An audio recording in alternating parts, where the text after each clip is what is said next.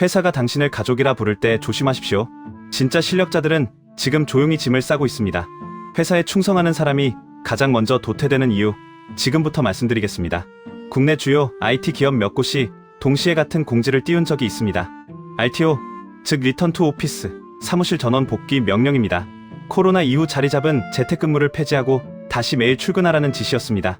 경영진 입장에서는 협업 강화, 조직 문화 회복이라는 명분이 있었습니다. 그런데 그 공지가 올라간 직후 무슨 일이 벌어졌을까요? 블라인드 앱이 들끓었습니다. 나 이직 준비한다. 이미 오퍼 받았다. 같이 나갈 사람 손이라는 글들이 쏟아졌고, 실제로 핵심 인력들이 줄퇴사하면서 연봉을 20%에서 30% 올려 경쟁사로 이직하는 사례가 속출했습니다. 기업은 인재를 잃었고 그 빈자리를 채우기 위해 남아있던 직원보다 훨씬 높은 연봉을 써야 했습니다. 충성한 사람들은 남았고 실력 있는 사람들은 떠났습니다. 과연 이게 단순히 재택이 편해서 벌어진 해프닝일까요? 그렇지 않습니다.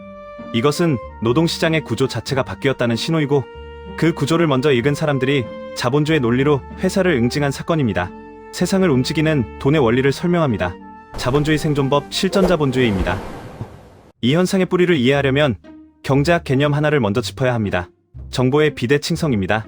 노벨 경제학상을 받은 이 이론은 간단히 말하면 거래하는 두 당사자 중 한쪽이 다른 쪽보다 훨씬 많은 정보를 가질 때 생기는 불균형을 말합니다. 중고차 시장이 대표적인 예입니다. 파는 사람은 그 차에 숨겨진 결함을 알고 있지만 사는 사람은 모릅니다. 그 정보의 차이 하나로 거래의 공정성이 완전히 무너집니다. 노동시장도 오랫동안 이 구조로 작동했습니다. 기업은 업계 연봉 수준을 알고 있었지만 직원은 몰랐고, 기업은 다른 후보자들의 수준을 알고 있었지만 직원은 몰랐습니다. 지금 이 회사에 있는 게 다행인 줄 알아라는 말이 실제로 통하던 시대가 있었던 이유가 바로 이 정보 격차 때문입니다. 그런데 지금 이 구조가 완전히 뒤집혔다면 어떻게 될까요? 링크드인, 블라인드, 잡플래닛, 크레딧잡처럼 연봉 정보가 공개되는 플랫폼들이 생기면서 직원이 업계 평균 연봉을 실시간으로 확인할 수 있게 됐습니다. 내 포지션의 시장가가 얼마인지, 옆 회사가 나한테 얼마를 줄 수 있는지, 이직하면 얼마나 오를 수 있는지 데이터가 투명하게 공개됩니다. 정보의 비대칭이 무너진 겁니다. 그 결과 수십 년간 기업 쪽에 쏠려있던 협상의 주도권이 이동하기 시작했습니다. 숫자로 보면 이 격차가 얼마나 구체적인지 알 수 있습니다. 같은 연차 개발자가 사내 연봉 협상으로 올리는 금액은 평균 5% 안팎인 반면 이직할 때 올리는 금액은 평균 25%에서 30%에 달합니다. 5년을 다니며 성과를 내도 달성하기 어려운 수치를 이직 한 번으로 뛰어넘는 겁니다. 회사가 당신의 기여를 몰라서가 아닙니다. 알면서도 줄 이유가 없기 때문입니다. 당신이 남아있는 한 회사 입장에서 현재 연봉은 이미 최적의 계약입니다. 여기에 재택근무의 일반화가 더해지면서 노동시장의 유연성이 극적으로 높아졌습니다. 서울 회사에 다니면서 지방에 살 수 있게 됐고, 한국 회사를 다니면서 해외 기업 오퍼를 동시에 검토할 수 있게 됐습니다.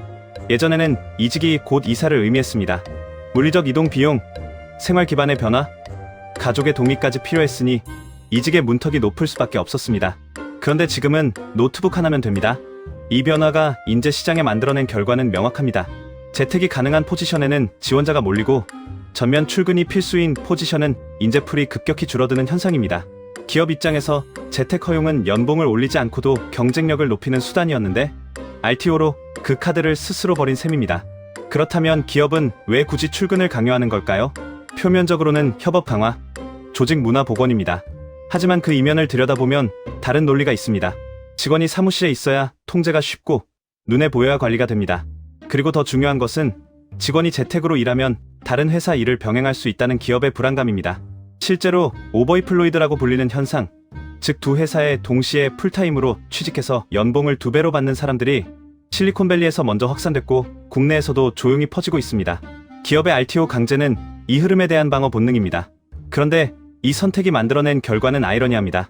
RTO를 강행한 기업들이 마주한 현실은 핵심 인력 이탈로 인한 기술력 공백이었고, 그 자리를 채우기 위해 기존 직원보다 훨씬 높은 연봉을 써야 했습니다. 나간 사람 자리에 더 비싼 사람을 뽑는 구조가 반복되고, 충성했던 직원은 그 과정을 옆에서 지켜보며 자기 연봉은 그대로인데 신입이 자기보다 더 받는 연봉 역전 현실을 마주하게 됩니다. 오래 다닐수록 손해를 보는 구조가 고착되는 겁니다. 이직을 결심하는 사람과 그러지 못하는 사람의 차이는 무엇일까요? 의지나 배짱의 차이가 아닙니다. 차이는 딱 하나입니다. 외부 오퍼를 받아본 경험이 있느냐 없느냐입니다. 한 번이라도 다른 회사에서 당신을 이 금액에 데려가고 싶다는 연락을 받아본 사람은 자신의 시장 가치를 실감합니다. 협상 테이블에서 꺼낼 카드가 생기는 겁니다. 반면 그 경험이 없는 사람은 현재 연봉이 자신의 진짜 가치라고 착각하게 됩니다. 시장이 자신을 어떻게 평가하는지 모르는 상태에서 회사가 주는 대로 받는 겁니다. 이것이 노동시장에서 가장 위험한 함정입니다. 그리고 출근 강제에 순응하는 직원과 거부하고 떠나는 직원의 그룹이 바로 이 기준으로 나뉩니다. 선택지가 있는 사람은 떠나고 선택지가 없는 사람은 남습니다. 기업은 자신도 모르는 사이 실력자들을 걸러내는 역선택을 자초하고 있는 겁니다. 조용한 사직이라는 말을 들어보셨을 겁니다. 사직서를 내지는 않지만 최소한의 업무만 하겠다는 태도로 정해진 시간에만 일하고 야근은 없으며 회사를 위해 헌신하지 않겠다는 겁니다. 처음에는 MZ세대의 나태함으로 해석됐지만 경제학적으로 보면 이야기가 달라집니다. 회사가 내 기여에 비해 적게 준다고 판단할 때 투입량을 줄이는 것은 지극히 합리적인 시장 반응입니다. 문제는 조용한 사직이 결코 전략이 될 수 없다는 점입니다. 회사에 화가 나서 야근을 거부하고 사내 정치에 에너지를 쏟지 않는 것은 정당합니다. 하지만 그 시간에 무엇을 하느냐가 5년 뒤에 격차를 만듭니다. 회사는 당신이 최소한의 일만 해도 딱히 타격받지 않습니다. 오히려 관리하기는 더 쉬워집니다. 조용한 사직의 진짜 피해자는 회사가 아니라 성장을 멈춘 자기 자신입니다. 전 세계적으로 퍼진 조용한 사직 현상을 두고 언론은 MZ세대가 일하기 싫어졌다고 해석했지만 실제로 이 현상의 진원지는 오히려 30에서 40대 중간 관리자층이었습니다. 왜 그랬을까요? 이들은 회사를 위해 헌신했고 성과도 냈고 기대도 있었습니다. 그런데 연봉 협상 테이블에서 돌아온 답이 올해는 어렵다이고 승진 심사에서 돌아온 답이 내년을 기약하자였습니다. 기대와 현실의 격차가 반복되자 합리적인 반응이 나온 겁니다. 덜 주면 덜 한다. 이것은 게으름이 아니라 시장 논리의 자연스러운 작동입니다. 진짜 전략은 의도적 성장입니다. 회사에서 아낀 에너지를 회사가 아닌 나 자신에게 투자하는 겁니다. 경제학에서는 이것을 인적 자본의 축적이라고 부릅니다. 인적 자본이란 내 몸에 내재된 기술, 지식, 경험의 총합으로 공장 기계가 감가상각되듯이 아무것도 하지 않으면 시간이 지날수록 시장 가치가 떨어지지만 꾸준히 쌓아나가면 복리처럼 불어납니다. 그리고 이 인적 자본에는 결정적인 특성이 있습니다. 회사가 절대 빼앗을 수 없다는 겁니다. 해고를 당해도 회사가 망해도 내 머릿속 기술은 오롯이 내 것입니다. 여기서 한 가지 오해를 짚고 가겠습니다. 인적 자본을 쌓는다고 하면 많은 분들이 퇴근 후 공부, 주말 사이드 프로젝트처럼 체력적으로 소진되는 이미지를 떠올립니다. 하지만 핵심은 투입 시간의 양이 아닙니다. 방향입니다. 회사 안에서 인정받는 기술과 시장에서 통하는 기술은 다릅니다. 사내 시스템을 잘 다루는 것, 상사의 보고 스타일에 맞추는 것, 사내 정치 구도를 파악하는 것, 이것들은 모두 그 회사를 벗어나는 순간 쓸모가 없어지는 기술입니다. 반면 산업 공통의 툴을 다루는 능력, 데이터를 읽고 해석하는 능력, 특정 분야의 전문성을 쌓은 이력은 어느 회사에서든 통합니다. 지금 내가 회사에서 쌓고 있는 것이 이 두 가지 중 어디에 속하는지를 먼저 점검해야 합니다. 반대로 기술을 쌓지 않고 연차만 쌓은 사람은 10년차가 됐을 때 연봉은 올랐지만 시장에서 통하는 기술은 입사 때와 크게 다르지 않은 상태가 됩니다. 연봉은 높은데 실력은 시장 평균 이하인 고연봉 저경쟁력 함정입니다. 이 함정에 빠지는 순간 이직이 어려워지고 이직이 어려워지는 순간 회사에 남기 위해 더 순응하고 더 충성하게 됩니다. 이것이 기업이 장기 근속자를 저평가할 수 있는 구조적 이유입니다. 고용 안정성은 이미 과거의 개념이 됐고 연공서열 문화도 빠르게 무너지고 있습니다. AI가 단순 업무를 대체하면서 대체 불가능한 기술의 가치는 더 올라가고 있고 시장이 요구하는 역량의 수준도 매년 높아지고 있습니다. 이 구조 속에서 회사에 충성하는 것은 미덕이 아니라 리스크입니다. 회사가 당신의 커리어를 책임지지 않는다는 것을 먼저 받아들여야 합니다. 그 순간부터 선택이 달라집니다. 그렇다면 지금 당장 무엇을 해야 할까요? 3가지만 말씀드리겠습니다. 첫 번째, 지금 내 연봉이 시장가인지 먼저 확인하십시오.